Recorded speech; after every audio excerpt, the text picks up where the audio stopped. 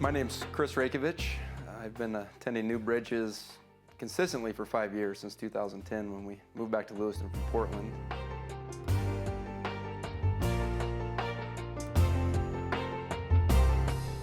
I gave my life to the Lord when I was in second grade. We actually went to a Lowell Lundstrom conference, and myself and my parents and my younger sister all went up to the altar call and gave our lives to the Lord then. And as I got older, I took a different path, kind of one foot in, one foot out. Went in, I'd say probably the foot more in the world than it was following the Lord. And it wasn't, it was about the time I met my wife and we got married that my growth really started to mature. Really coming back to New Bridges, coming back to Lewiston, it's been a continuous growth over the past 5 years, but really in the past 6 months, it's been an explosion of growth. Started a new business a year ago, which as part of that, I went into it knowing that I would need the Lord to help me. It's His business and I'm just His steward. And through that, there's been a lot of trust in starting the business. And I've made a commitment to every morning waking up, and the first thing I do in the morning is read the Word and spend 20 to 30 minutes just in quiet time with Him.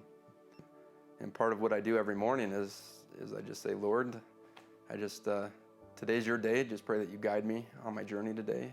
I just pray that you bless me and help me to be a blessing to others through the day. Another big factor for my growth over especially the last 6 months is I'd go into church, but I'd walk in the church doors and you'd always feel guilt for the sin that you had, sin that maybe you just internalize. You don't let people know what you're really going through. And I'd been a part of small groups and, part of a church for a long time, but there's always kind of that superficialness, I guess, where you don't fully let people know who you are. You don't open up to people. There was a sin that I had that I'd been struggling with for a long time. And it was one of those sins where I just internalize it. And just really feel like the Lord for the past year has been telling me, you need to open up to your wife and tell her what's going on, because even she didn't know about it. So I drove home that night and opened up to my wife, and there was the biggest release of freedom by talking to somebody else about what I was struggling with. And there was an immediate joy and happiness that came in by opening up about what I had been struggling with. 3 years ago, pretty much since I was in 6th grade, I've had trouble with my left knee. I had a couple surgeries on it, and 3 years ago I went back in for another surgery for a meniscus tear. It's supposed to be a fairly routine surgery, and came out of the surgery, woke up, and first thing the doctor, or actually my wife tells me is, you'll never run again. The doctor says you should never run on that knee or play basketball. Sorry.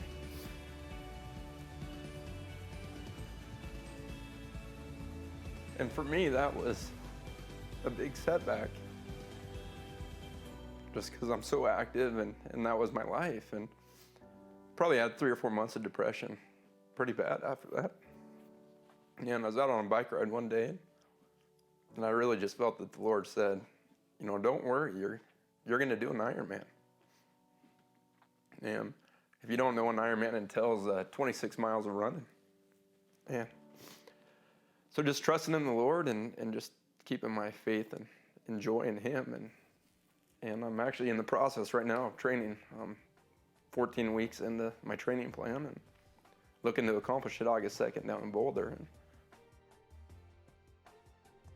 And He just wants a relationship with each and every one of us. He wants our hearts. He wants us to trust Him. He just, like I said before, He's just asking us to put all of our trust in Him, let Him bless us, and then our job is to go out and bless others.